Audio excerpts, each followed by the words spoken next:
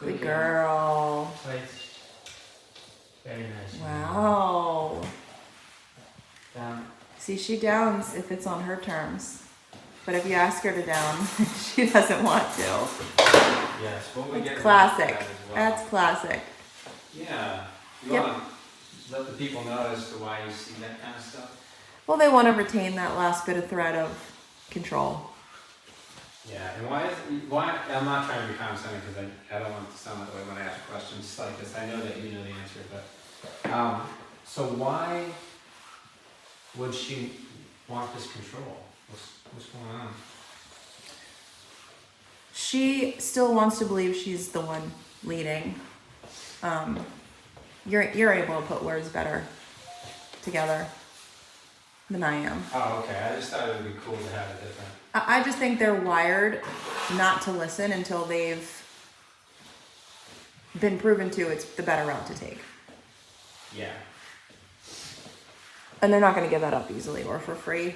Yeah. So that's, they're going to stand their ground on something, whether it's recall or heel or not refusing to get on the place bed or laying down is a common one. Some dogs fight them all. It's a hierarchical stance, right? And so basically, the reason why you can see a dog, in this example, not listen, even though they know what you're saying, and even though it seems as if there's no reason for the dog not to listen, there's nothing in the environment that is going to trigger them to want to go and interact with it. They just simply don't listen because they want to maintain control. And this is what's interesting about that is with her, she wants to lay down. She loves laying down. So if she was just about to lay down, and I said, Raven, down, then she'd want it. She'd stop herself. And I've seen dogs, interesting scenarios where they want to go, let's say I want to go in the kennel, you can tell the dog wants to go in the kennel. And then so you tell the dog to go in the kennel, and they say, well, now I can't go in the kennel. Because if I go in the kennel, that means I'm giving you control. Mm-hmm. And like you said, they're not designed to give control for free. As far as just like not bribing them, but just saying, hey, do this, and they listen. That's designed to go through a ritual to make sure the proper one is leading, right? So it's a relationship thing. They need to know out of the two of you in the pack, which one should be calling the shots, and the way that they deal with it in nature is through conflict. So they're instinctually having these conversations, these hierarchical stances, if you will, with other dogs, but also with humans, to either maintain their position in the hierarchy, which she is trying to do, like you said, or to shift the hierarchy. So that's why we see her. She wants to lay down. You tell her to lay down, she doesn't. She wants to go in the kennel, but if you tell her to go in the kennel, she doesn't. That kind of thing. And it's not unique to her. Now, if I were to bribe her, lure her. That's what our owner was doing before she came here. With something but we're bypassing the hierarchical conversation. Yes, now, and then one day she's going to say, I don't want your bribe, I'd rather stay out. For sure. Then what we're do you never do? going to deal with the actual situation. So that's why right now she's going through the process of a hierarchy shift in a relationship with a human. She's always been, in certain situations she gets to decide how it goes, which means she's kind of leading and influencing the situation. Or at the very least, she's equal to her owner, or to her human, in the relationship, where she thinks she can at least influence the direction of the situation, right? It's a democracy. We get to take a vote. That won't work well when you really need it. No, it won't. Because first of all, it takes too long. You're going back and forth with the dog, trying to bribe them. Well, what if we do this, or what if I give you this? But so you can't. Where you run into trouble is if the dog's running the show in the relationship, right? It's dog then you. They're above you in their own mind. That's the obvious one that causes trouble. The other one that's not so obvious is that the dog believing they're equal, which meaning they can debate. Sometimes we do it the dog's way, sometimes we do it our way. The best results is the dog completely being a follower, and they decide to let you lead. And you're going to tell them what to do. So when you go to tell your dogs what to do and there's no bribe involved, the dog says, what's in it for me? There's no food, there's no treat. Now you're just having a hierarchical conversation. And you'll see that the dog won't want to listen. And you'll say, why isn't he listening? Why? That's why. That you just entered a ritual. If you can get your dog to listen when you disagree, or let's say anytime you guys do disagree, dog's barking, you say no, the dog continues barking, there's a disagreement or a conflict. There's food on the table, you say no, the dog still tries to get, there's a confrontation, there's a conflict. Those moments are the opportunity to establish your spot on the hierarchy. So whenever there's conflict, whenever there's a disagreement, that's when you've entered that conversation. If you lose that conversation, meaning you can't get the dog to listen, then it's established and the dog sees you a certain way, and that's why they don't listen. That's essentially why they don't listen. That's right. You know? So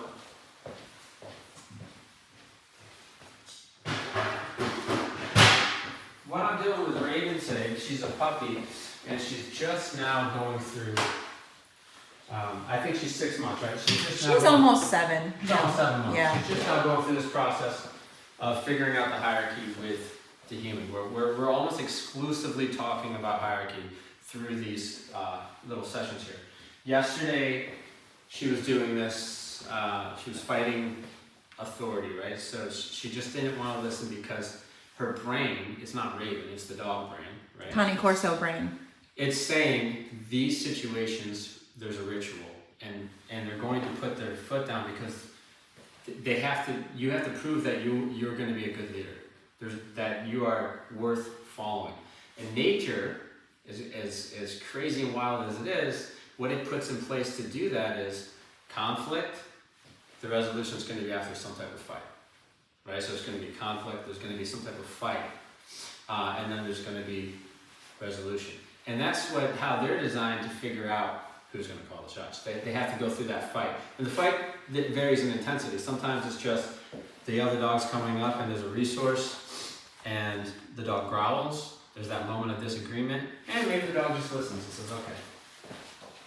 Or they could fight, right?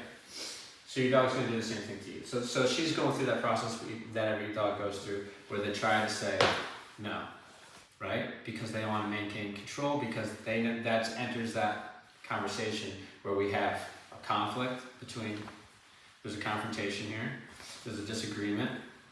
Now we need to go through the fight, right? To get to the resolution. And so what's the fight look like? Well, for example, if she's on that leash, which she was doing yesterday, today she's doing much better. I say, let's go this way. She says, no. Right? Right there, we've entered the conversation. Now, as soon as I say, let's go, and I give a little correction, then she corrects back. And then I correct, and then she corrects back, and then she ends up just going at the leash, and just throwing a little temper tantrum like a puppy does.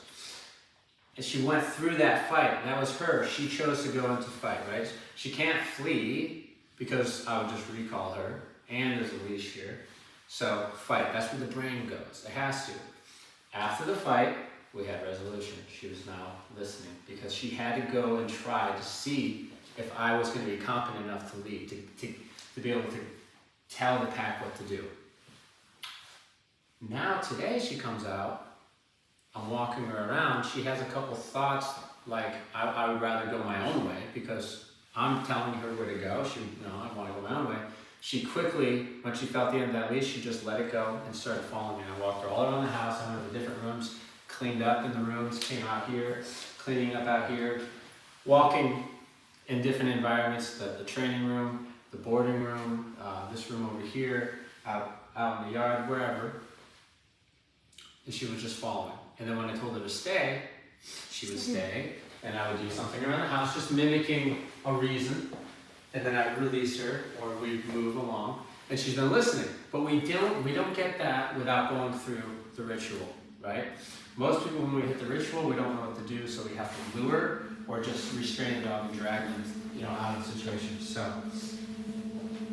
essentially, long story short, we dealt with attitude yesterday, and today we're reaping the benefits. Now, this isn't like the finished result here.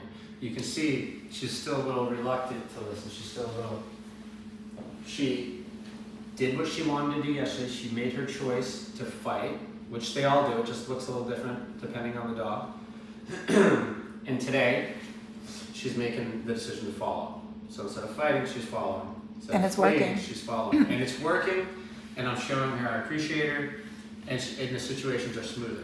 And she's also realizing that she's in control of how I respond, right? I'm not unpredictable. I'm very predictable, right? So if she's being a follower, we don't run into the conflict, right? If she's trying to lead, I'm trying to lead, there's a conflict, there's a disagreement. And she's already learned that I'm going to be competent enough to deal with the disagreement. She's not. You know what I mean? And so she's going to follow. As she follows, she's going to see the benefits. Good. She gets her good food. She gets more time out of the kennel and into the lives of the humans, right? She gets more inclusion. She's going to get off leash height. She's going to realize life's even better. And then we'll see pep in her step, happy, prideful to listen. But it's not necessarily always the case that the dog goes from, sometimes it is though, they go from that fight right to like pridefully listening. Sometimes you do see that, it's really cool to see that transition when the dog just goes through the fight and then they say, okay, you're the leader, and they're just happy to listen. Other times, the dog's very disappointed in the fact that they don't get to be a wild child anymore. They don't get to just do whatever they want, they have to listen. And because they've already lived all of her life up to this point, being able to have just free access to things and behavioral choices, you know, it's a tougher pill to swallow if you were given everything, you were given that top position, and then it gets taken away, versus just raising them as a follower, right? She definitely thought she was at least equal to her owner, if not. Oh yeah. But listen, this isn't a rare case. This is Everybody. client, right? It just depends on the genetics and temperament of the Nobody's dog. thinking, of how they respond Yes. to correction. When you finally say, okay, I'm going to lead, how does the dog respond to correction? Some dogs are going to correct you back and say, heck no, you're not. Other dogs are going to say, yes, sir. Right? But the breed, the temperament, this plays a role.